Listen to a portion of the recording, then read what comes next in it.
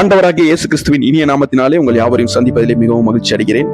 இந்த நல்ல நாளிலும் உலகமெங்கும் குட் ஃப்ரைடே தேவன் நமக்காக இயேசு கிறிஸ்து 2000 ஆண்டுகளுக்கு முன்பாக நம்முடைய பாவங்களுக்காகவும் நம்முடைய மீறுதலுக்காகவும் அடிக்கப்பட்டு நொறுக்கப்பட்டு கல்வாரி சிலுவையிலே தன் ஜீவனை தந்து நம்மை மீட்ட ரட்சித்த ஒரு நல்ல நாளாக இந்த நாள் காணப்படுகிறது. இந்த நல்ல நாளிலும் நம் தியானிக்கக்கூடிய தேவ வார்த்தையானது ஏசாயா 53:4. மெய்யாகவே அவர் நம்முடைய பாடுகளை ஏற்றுக்கொண்டார், நம்முடைய துக்கங்களை சுமந்தார்.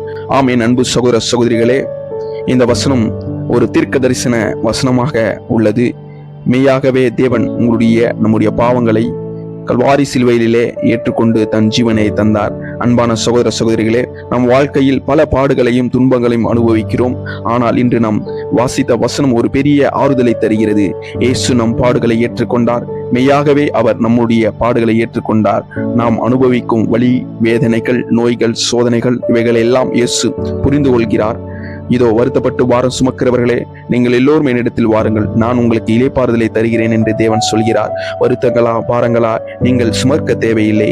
ஏனென்றால் தேவன் உங்கள் பாரங்களையும் உங்கள் வருத்தங்களையும் ஏற்கனவே சுமந்து கல்வாரி சிலுவையிலே அடிக்கப்பட்டு துன்பங்களை, பாடுகளையும் உபத்திரவங்களையும் சகிக்கப்பட்டு அவர் மரணத்தை சிலுவையிலே தந்தார். அதை கொண்டு விலையேற பெற்ற நாமத்தை நமக்கு தந்து நம்மை மீட்டுக் கொண்டார். இதை மனதில் வைத்துக் கொண்டு உங்கள் வருத்தங்களை, பாரங்களை நினைத்து நீங்கள் கவலைப்படாமல் தேவன் உங்களை நேசிக்கிறார், உங்களிடத்தில் அன்பு செலுத்துகிறார் என்பதை உணர்ந்து தேவனை நோக்கி பார்த்தால் உங்களுக்கான விடுதலை தேவன் தர வல்லவராயிருக்கிறார். இயேசு நம் துக்கங்களை சுமந்தார். நம் மனவேதனைகள், கவலை, பயம் அனைத்தையுமே அவர் சிலுவையிலே சுமந்தார். உங்கள் கவலைகள் எல்லாம் அவர் மேல் போடுங்கள் என்று வேதத்திலே பார்க்கிறோம். மக்கள் இயேசுவை குற்றவாளி என்று நினைத்தார்கள். ஆனால் உண்மையில் அவர் நம் பாவங்களை, துன்பங்களையும் சுமப்பதற்காக அவ்விதமான சிலுவையை தேர்ந்தெடுத்தார். நாம் பாவியாயிருக்க போது கிறிஸ்து நமக்காக மரித்தார் என்று பார்க்கிறோம். அன்பானவர்களே, உங்கள் சுமைகள் நீங்கள் தனியாக சுமக்க தேவையில்லை. இயேசு உங்கள் சுமைகளை சுமக்கிற தேவனாயிருக்கிறார்.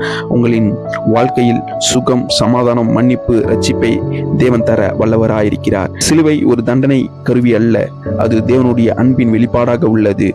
தேவன் உலகத்தின் அப்படியே அன்பு கொண்டார். தேவன் நாம் இந்த காலை வேளையிலே நீங்கள் சுமக்க வேண்டிய சுமைகளை இறக்கி வைத்து தேவனை நோக்கி பார்க்கும்போது இந்த நல்ல நாளிலும் உங்களை ஏசாமி ரட்சித்து உங்கள் பாவங்களிலிருந்து ஒரு விடுதலை, சாபங்களிலிருந்து ஒரு விடுதலை, உங்களை ரட்சிக்க இயேசு இந்த நாளிலும் அடிக்கப்பட்டார் என்பதை நீங்கள் நினைத்து நீங்கள் தேவனிடத்தில் ஒப்பு கொடுத்தால் தேவன் உண்மையாகவே உங்களை ஆசீர்வதித்து வழிநடத்த வல்லவராயிருக்கிறார். கர்த்தர் தாமே இந்த வார்த்தையை ஆசீர்வதித்து வழிநடத்துவாராக. God bless you.